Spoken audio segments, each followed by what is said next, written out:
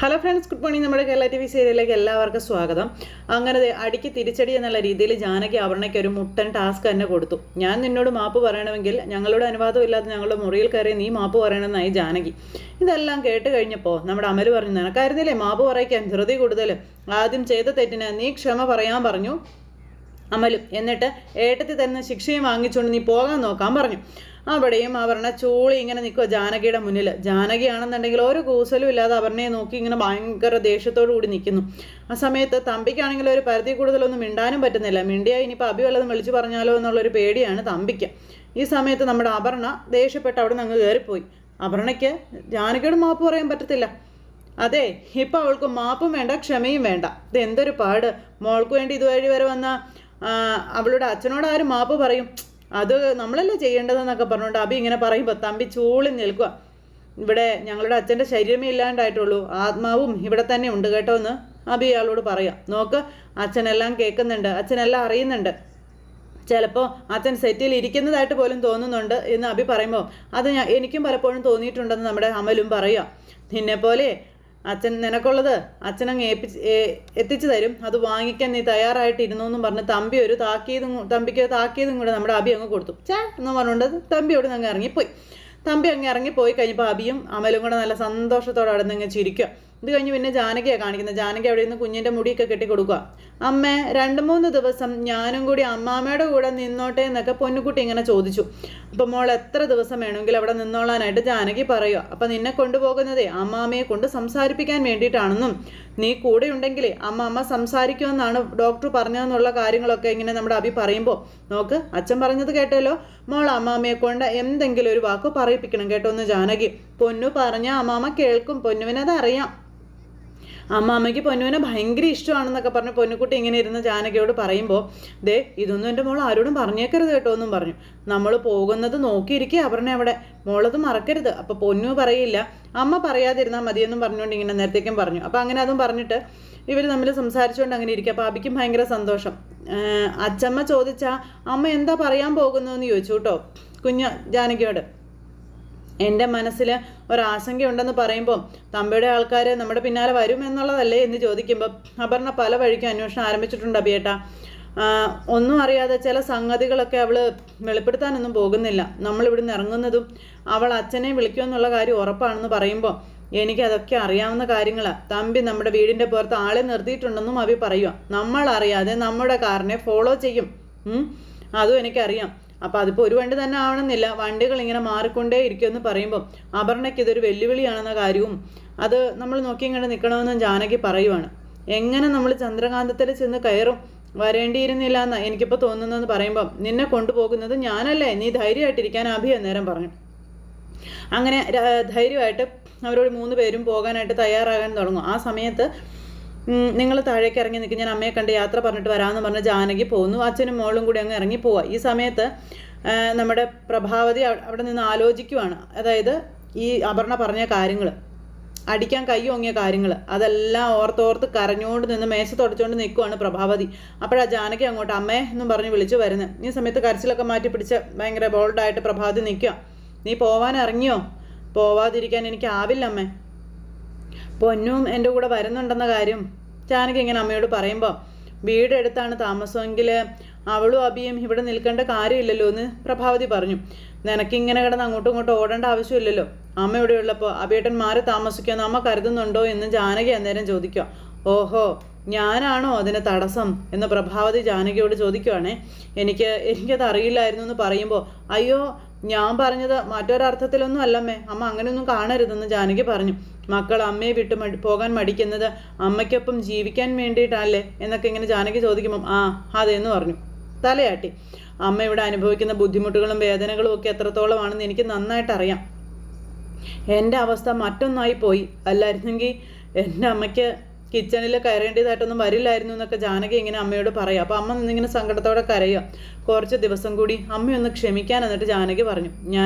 പിന്നീട് ഞാൻ എങ്ങും പോവില്ല അമ്മേ, ഞാൻ ഇവിടെ തന്നെ ഉണ്ടാകുമെന്നൊക്കെ ജാനകി ഇങ്ങനെ പറയാം. സത്യത്തിൽ നീ നിൻ്റെ അമ്മയുടെ കൂടെ ആണോ എന്ന് പ്രഭാവതി ജാനകിയോട് ചോദിച്ചു.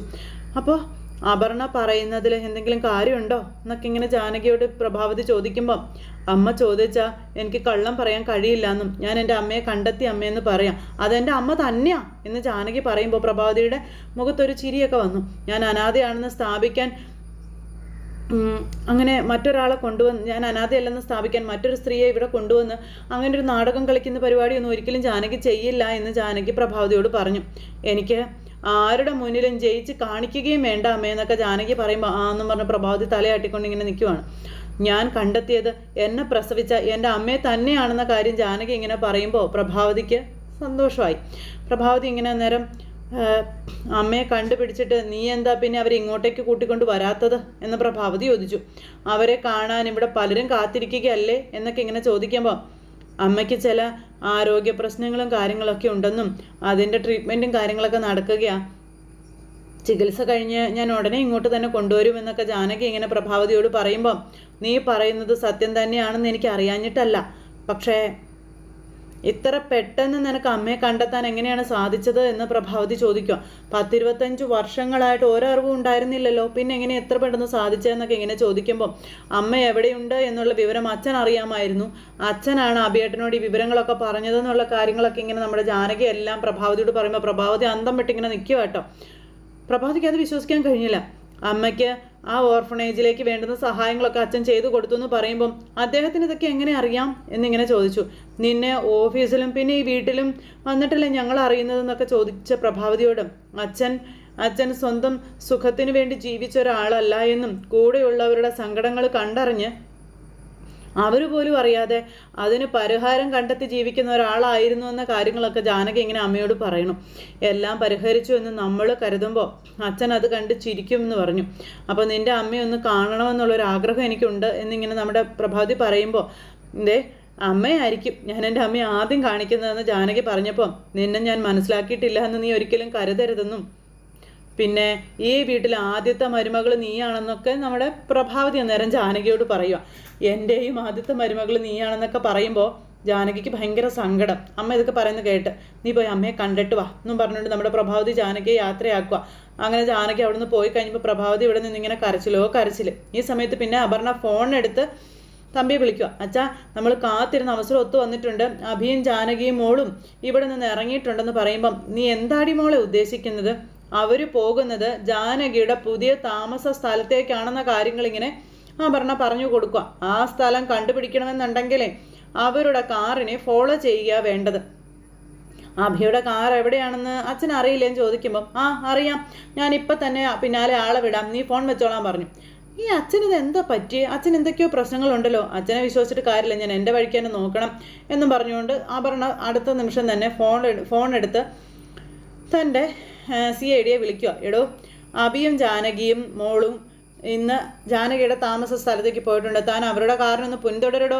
ഓക്കെ മാഡം, ഓക്കെ, അന്വേഷണമായിട്ട് തന്നെയാണ് ഞാൻ ഇറങ്ങിയിട്ടുള്ളതെന്നൊക്കെ പറഞ്ഞിങ്ങനെ ഗണപതി പറയുമ്പോൾ താനിപ്പോൾ എവിടെ ഉണ്ടെന്ന് ചോദിച്ചു. ഞാൻ ടൗണിൽ തന്നെ ഉണ്ട് മേഡം ധൈര്യമായിട്ടിരിക്കുക, ഇതുവഴിയല്ലേ അവർ വരുന്നത്?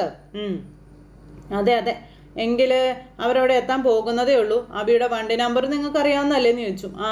അതൊക്കെ ഞാൻ നോട്ട് ചെയ്തിട്ടുണ്ട് മാഡം, വണ്ടി കണ്ടാൽ മാത്രം മതിയെന്ന് പറഞ്ഞുകൊണ്ട് ഇയാൾ ഇങ്ങനെ പറഞ്ഞു. ശരി, ആയിക്കോട്ടെ, അപ്പോൾ നിങ്ങൾ പെട്ടെന്ന് തന്നെ വിവരങ്ങൾ എന്നെ അറിയിക്കാൻ പറഞ്ഞു. അങ്ങനെ ഫോൺ കട്ട് ചെയ്തു. ഈ സമയത്ത് അവളുടെ ഒരു അമ്മ എന്ന് പറഞ്ഞുകൊണ്ട് അപർണ അവിടെ നിൽക്കുക. ഇത് കഴിഞ്ഞ് പിന്നെ പ്രഭാതി റൂമിലേക്ക് വന്നു. നടന്ന കാര്യങ്ങൾ, അതായത് അച്ഛൻ മരിക്കുന്നതിന് മുമ്പ് സംസാരിച്ച കാര്യങ്ങൾ, ഇതെല്ലാം അവിടെ നിന്ന് ഓർത്ത് നീറി അവിടെ ഇരിക്കുക, ചങ്കു പൊട്ടുന്ന വേദനയോടെ. അതിനുശേഷം അപർണ കൈ ഓങ്ങിയതുവരെ. അപ്പോൾ അവൾ ഇവിടെ നിന്ന് എന്നെ ഉറപ്പായിട്ടും ഇറക്കി വിടും, അവൾ എന്നെ ഇവിടെ നിന്ന് ഇറക്കി വിടുന്നതിനേക്കാളും നല്ലത് അന്തസ്സോടെ സ്വയം ഇറങ്ങി പോകുന്നതാണെന്ന് പ്രഭാവതി ചിന്തിക്കുക. അമ്മ പോയപ്പോൾ തന്നെ ഞാനത് ചെയ്യേണ്ടിയിരുന്നതാണെന്നൊക്കെ പ്രഭാവതി ഇങ്ങനെ സ്വയം മനസ്സുകൊണ്ട് ഇങ്ങനെ ചിന്തിക്കുക കേട്ടോ. പ്രഭാവതിയും ആ വീട് വിട്ട് ഇറങ്ങാൻ തയ്യാറെടുക്കുകയാണ്. അങ്ങനെ ഡ്രസ്സുകളെല്ലാം പാക്ക് ചെയ്തു, ഡ്രസ്സ് മാറി, ഓർണമെൻറ്റ്സ് ഒക്കെ എടുത്തു, അതെല്ലാം എന്നിട്ട് അവിടെ തന്നെ വെച്ചു. എന്നിട്ട് പുള്ളിക്കാരിയും അവിടെ നിന്ന് ഇറങ്ങാൻ തയ്യാറായിട്ട് നിൽക്കുക. ഈ സമയത്ത് പിന്നെ കാണിക്കുന്ന രാധാമണി ഇങ്ങനെ ഉമ്മർത്തിറങ്ങി വഴിയിലേക്ക് നോക്കി നിൽക്കുക കേട്ടോ. അപ്പോൾ മേരിയമ്മ രാധാമണി പിടിവാശി കാണിക്കാതെ കയറി വാ എന്ന് പറഞ്ഞ് വിളിക്കുന്നുണ്ട്. നമുക്ക് അകത്ത് പോയിരിക്കാം, വാ രാധാമണി എന്ന് പറഞ്ഞ് വിളിക്കുന്നു. അത് പിന്നെ എങ്ങനെയാ, ഒന്ന് വിചാരിച്ച് അത് സാധിക്കാതെ പറ്റുമോ എന്നും പറഞ്ഞുകൊണ്ട് ഇങ്ങനെ പറയുമ്പോഴത്തേക്ക് മേരിയമ്മയുടെ കൈയൊക്കെ എടുത്ത് മാറ്റി ഇങ്ങനെ വഴിയിലേക്ക് നോക്കി നിൽക്കുക കേട്ടോ. മേരിയമ്മ നിന്ന് ഇങ്ങനെ തരുതരാന്ന് ഓരോന്ന് പറയുന്നുണ്ട്. പക്ഷേ രാധാമണിയമ്മ അതൊന്നും മൈൻഡ് ചെയ്യുന്നില്ല. ഈ സമയത്താണെന്നുണ്ടെങ്കിൽ മേരിയമ്മ ഞാനിപ്പോൾ വരാമെന്ന് പറഞ്ഞാൽ അകത്തേക്ക് കയറി പോവാം, അതായത് നമ്മുടെ ജാനകിയെ വിളിക്കാൻ. അപ്പോൾ അമ്മ ഇങ്ങനെ ഒറ്റക്കാലത്ത് തന്നെ നിൽക്കുകയാണെന്നുള്ള കാര്യം മേരിയമ്മ ഇങ്ങനെ ജാനകിയോട് പറയുമ്പോൾ മേരിയമ്മ വിഷമിക്കേണ്ട, ഞാൻ വന്നുകൊണ്ടിരിക്കുക, ഞാൻ വന്നു കഴിഞ്ഞാൽ അമ്മയ്ക്ക് ഭക്ഷണം കൊടുക്കാമെന്നൊക്കെ ജാനകി പറഞ്ഞു. അപ്പോൾ ദേ മോളിപ്പോൾ അങ്ങാനും ഇങ്ങോട്ട് വരാതിരുന്നെങ്കിൽ കാര്യങ്ങളൊന്നും എൻ്റെ കയ്യിൽ നിൽക്കാതെ വന്നേനെന്ന് മേരിയമ്മ പറഞ്ഞു. അപ്പോൾ ഞങ്ങൾ യാത്രയില്ല, ഇനി കുറച്ച് ദൂരം കൂടിയേ ഉള്ളൂ. മേരിയമ്മ ഫോൺ അമ്മയുടെ കയ്യിലൊന്ന് കൊടുക്കാൻ പറഞ്ഞു. അപ്പോൾ ശരി മോളെ എന്ന് പറഞ്ഞു ഫോൺ അങ്ങ് കൊടുത്തു. അതിന് ശേഷം മോള് പറഞ്ഞു അമ്മ കേൾക്കുന്നുണ്ടെന്ന് പറഞ്ഞുകൊണ്ട് മേരിയമ്മ പറഞ്ഞതനുസരിച്ച് നമ്മുടെ ജാനകി അമ്മയുടെ മുഖത്ത് സന്തോഷമുണ്ടോയെന്നൊക്കെ ചോദിക്കുക. അപ്പോൾ സന്തോഷമുണ്ടെന്നൊക്കെ പറഞ്ഞു. അപ്പോൾ ഞാൻ അമ്മാമ്മയോട് സംസാരിക്കട്ടെ എന്ന് പറഞ്ഞപ്പോൾ പൊന്നുകുട്ടിയും വാങ്ങിച്ചു. അങ്ങനെ അമ്മാമ്മയോട് ഇവരെല്ലാവരും സംസാരിക്കാം. അപ്പോൾ ശരി മേരിയമ്മേ, ഞങ്ങളിപ്പോൾ തന്നെ എത്തിയേക്കാമെന്ന് പറഞ്ഞു. അങ്ങനെ അവർ തമ്മിൽ സംസാരിച്ചു, ഫോൺ കട്ട് ചെയ്തു. അങ്ങനെ ആ ഒരു നേരത്താണ് നമ്മുടെ ജാനകിയും അഭിയും അതുവഴി പോകുന്നതും അയാൾ, അതായത് ഈ അപർണ ഏർപ്പാടാക്കിയ ആൾ ഇവരെ ഫോളോ ചെയ്യാൻ തുടങ്ങുന്നതും. അയാൾ വണ്ടി സ്റ്റാർട്ട് ചെയ്യാൻ നോക്കിയപ്പോഴത്തേക്കും വണ്ടി സ്റ്റാർട്ടാവുന്നില്ല. വണ്ടി പണി മുടക്കുന്ന തോന്നുന്നത്, നല്ലൊരു അവസരം പോലെ പോയല്ലോ എന്ന് പറഞ്ഞുകൊണ്ട് ഇയാളിങ്ങനെ 6 മാസമായിട്ട് കാത്തിരുന്ന് കിട്ടിയ കേസെല്ലാം പോയല്ലോ എന്ന് പറഞ്ഞുകൊണ്ട് അയാൾ പെട്ടെന്ന് വണ്ടിയിൽ നിന്ന് ഇറങ്ങി. അത് വണ്ടിയിൽ ഏതാണ്ടൊക്കെ പണിതുകൊണ്ടിരിക്കാം. അങ്ങനെ പണിതുകൊണ്ടിരിക്കുമ്പോഴത്തേക്കും ദേ അവരുടെ വണ്ടി അതുവഴി അങ്ങ് പോവുക. അപ്പോഴേക്കും ഇയാൾ നമ്മുടെ അബിയെ നിന്ന് ശ്രദ്ധിക്കുന്നത് കണ്ടു. അപ്പോഴേക്കും എൻ്റെ ഈശ്വര ആശ്വാസമായി എന്നും പറഞ്ഞുകൊണ്ട് ഇങ്ങനെ നിൽക്കുക കേട്ടോ. പിന്നെ അബി നേരെ വണ്ടിയുടെ അടുത്തേക്ക് ചെന്നു. എന്ത് പറ്റിയതാണെന്ന് ചോദിച്ചു. അപ്പോൾ അയാളെ സഹായിക്കാനായിട്ട് അബി അങ്ങ് ചെന്നു. അപ്പോൾ എന്ത് പറ്റിയതാണെന്ന് ചോദിച്ചപ്പോൾ വണ്ടി ബ്രേക്ക് ഡൗൺ ആയി. ആണോ, ഞാനൊന്ന് നോക്കട്ടെ എന്ന് പറഞ്ഞുകൊണ്ട് അബി വണ്ടി നോക്കാൻ തുടങ്ങിയപ്പം ഞാനും നോക്കിയതായിരുന്നു എന്ന് പറഞ്ഞുകൊണ്ട് ചേട്ടൻ ഇങ്ങനെ നിൽക്കുക. സമയത്ത് അബി ആണെങ്കിൽ ഇങ്ങനെ പോയി നിൽക്കും. ഞാൻ അകത്ത് പോയി നോക്കാം, താനോട് നിൽക്കാൻ പറഞ്ഞു. എന്നിട്ട് പിന്നെ അബി അകത്തേക്ക് കയറി. അതിനുശേഷം അകത്ത് കയറിയിട്ട് ഇങ്ങനെ സ്റ്റാർട്ട് ചെയ്തൊക്കെ നോക്കുക കേട്ടോ. ആ സമയത്ത് സ്റ്റാർട്ട് ചെയ്ത് നോക്കിക്കഴിഞ്ഞപ്പോൾ ഒന്നും ആവുന്നില്ല. അബി എന്നിട്ട് ഇങ്ങനെ തലയും ചൊറിഞ്ഞുകൊണ്ട് ഇങ്ങനെ അവിടെ ഇരിക്കാം. അബി അങ്ങനെ ഇരിക്കുന്ന സമയത്താണ് അപർണയുടെ കോള് കൃത്യമായിട്ടും ഇയാളുടെ ഫോണിലേക്ക് വരുന്നത്. അപ്പോൾ അപർണയുടെ കോള് കണ്ടപ്പോഴേക്കും അബി ഇങ്ങനെ ഞെട്ടി ഇങ്ങനെ ഇരിക്കുക. കാരണം അബിയുടെ ചാരനാണ് ഇയാളെന്നുള്ള കാര്യം കൃത്യമായിട്ട് നമ്മുടെ അബിക്ക് മനസ്സിലായി. അങ്ങനെ കാര്യങ്ങൾ നമ്മുടെ അബി കണ്ടെത്തിയിട്ട് ഇങ്ങനെ ഇരിക്കുന്നിടത്ത് ഇന്നത്തെ കഥ അവസാനിച്ചു. അപ്പോൾ എല്ലാവരും കാത്തിരുന്ന് കാണണേ. എല്ലാവർക്കും നല്ലൊരു ദിവസം ആശംസിക്കുക കേട്ടോ. എല്ലാവരും തരുന്ന സപ്പോർട്ടിനും സ്നേഹത്തിനും ഒത്തിരി നന്ദി ഹൃദയത്തിൻ്റെ ഭാഷയിൽ അറിയിക്കുന്നു. അടുത്ത സൂപ്പർ ഹിറ്റ് കഥയുമായി കാണുന്നത് വരെ എല്ലാവർക്കും നന്ദി. See again, take care, bye bye, Tata.